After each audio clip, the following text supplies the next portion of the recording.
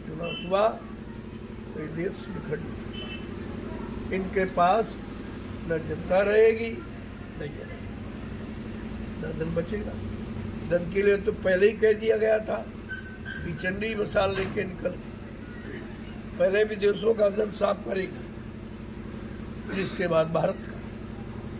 कहा चंडी एक देवता है, तुमने देवता को नाराज कर दिया, तो अब वो काम धीरे धीरे हो रहा। सबकी समझ में आ रहा कि पैसा कहाँ जा रहा। वो कोई बंदी योजना हो लेकिन पैसा खत्म हो, कोई योजना। चंडी शब्द जो महापुरुष ने उच्चारण किया है तो अपने समय का अनोखा अलौकिक है, उसकी चर्चा वाणी से नहीं हो सकती। चंडी क्या है? अब ये जरूर कहा वो धन सफाया कर भारत में चला गया, इस पर कोई गौर नहीं कर। तुम मांग करते हो सोने का सिक्का, ये सिक्का वो सिक्का, तुम्हारे पास कुछ है ये मांगे कहने से आ जाएगी।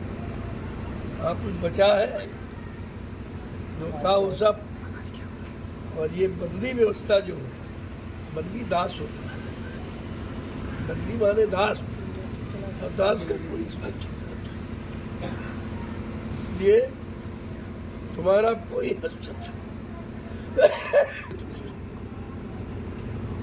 अभी तक इस बंदी शब्द पर लोगों ने विचार नहीं किया। ये बंदी क्या है? अगर बंदी शब्द समझ जाएंगे तो हमें बंद क्या करना है? जो अनैतिक, जो हानिकारक, जिससे शरीर और बुद्धि और मन और परिवार और बच्चे सब खराब है, वो बंद कर। फिर उस पर गौर नहीं है। लूटो खाओ मोह जुड़ाओ, ये मंत्र सिखाया जाता है। जनता की जरूरी चीजों पर पाबंद लगाया जाता है। व्यवस्था तो ये है, इस पर पाबंदी होनी चाहिए। वो खुले वो खुला, और जिस पर इसकी जरूरत तो बंद है। और सबसे बड़ी बात कोई कहने वाला,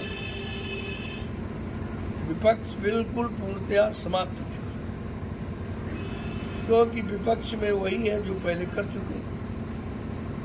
जो पहले कर चुके उसको कैसे रुके? क्योंकि उसको तो बाद में मौका मिला, एक तो पहले मौका दिया जा चुका। तुमने अपने कार्यकाल में क्या किया? और इस वजह से वो कितना भी कुछ किया जाए लेकिन ये उस पर रोकथाम नहीं लगा सकता। अब किसी के कहने की हिम्मत नहीं, ये केवल दूरदर्शी ही कहेगी, कोई नहीं।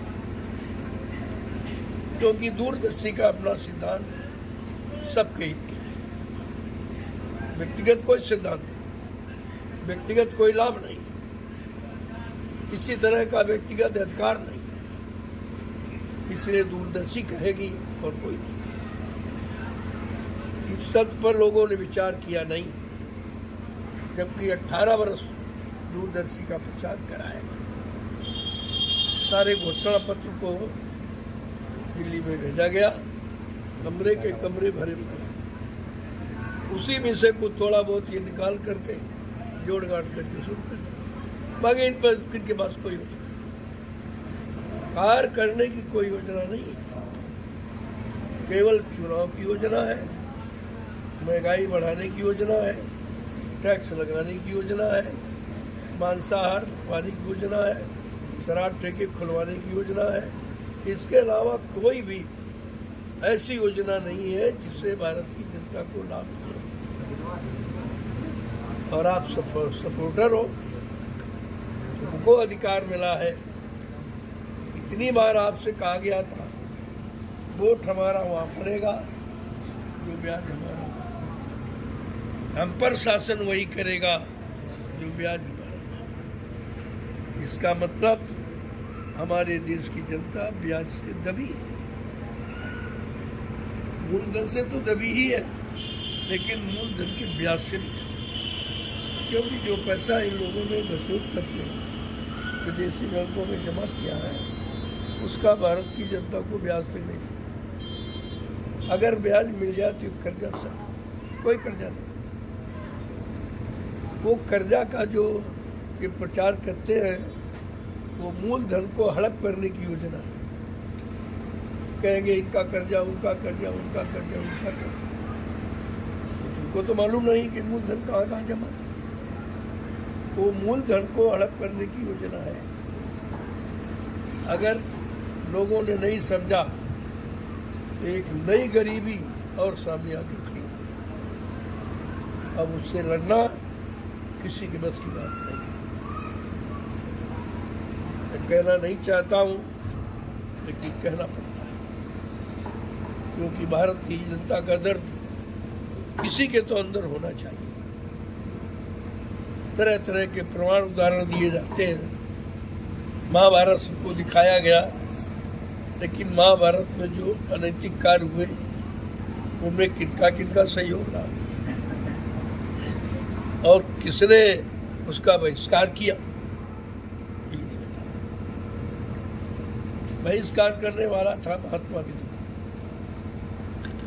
उन्होंने कहा मैं ऐसे अधर्मी राजा के राज में काम नहीं करूं, क्योंकि मेरा देश धार्मिक है। धर्म के लिए ही तो महाभारत होना। यह धर्म कैसे मिटेगा और धर्म कैसे आएगा। तो महात्मा विदुर ने केवल कहा, बाकी कोई नहीं बोला। सब सजा के भागीदार, जिनको इच्छा मृत्यु का वरदान सबसे बड़ा अधिकार। इच्छा मृत्यु का अधिकार का मतलब सबसे बड़ा अधिकार जिसके पास वो भी अपने आप को बचा नहीं पाया।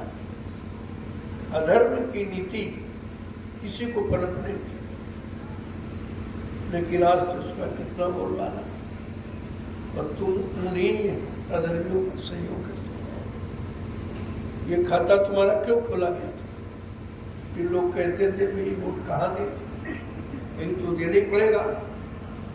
तब कहा तुम अपना वोट सुरक्षित अपने दूरदर्शी खाते में रखो, तुम्हारे पर कोई दोष नहीं लगेगा, क्योंकि तुम्हारे मतदान के द्वारा ही सरकार में तय होता है।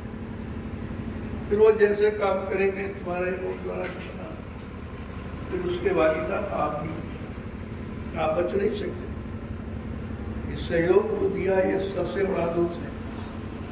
हमारे धर्मशास्त्र कहते हैं अनुमानता संस्था नियंत्रण कर्मक्रियो संस्करणा चौपरना कस्य ध्यात का।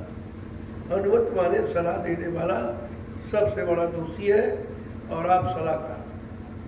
ये वोट डालना सलाह ही देना है। अभी तक भारत के लोगों ने नहीं समझा। तो ये बुद्धि का प्रयोग कब कहाँ करोगे? जब अपने लिए नहीं कर पाए और समाज देश के लिए तो किसके लिए? लेकिन बात जो शास्त्रों में लिखी है वो कहते हैं कि विनाश काले विपरीत बुद्धि। जब जिनका जिनका विनाश होने को होता है उनकी बुद्धि विपरीत दिशा में ही कार्य। कितना आप समझाओ बुझाओ, क्योंकि उनके पापों का स्वार्थ का घड़ा भरता और वो फूटने वाला है। जब घड़ा फूटने को होता है तो व्यक्ति के विचारों में कैसी गंदगी आती। जब जैसी होते बता तब तैसी मत हो। काल रेख की लेख को मेट सके वो मती ऐसी हो जाती, क्योंकि वो अपराध की सजा पाने वाला है।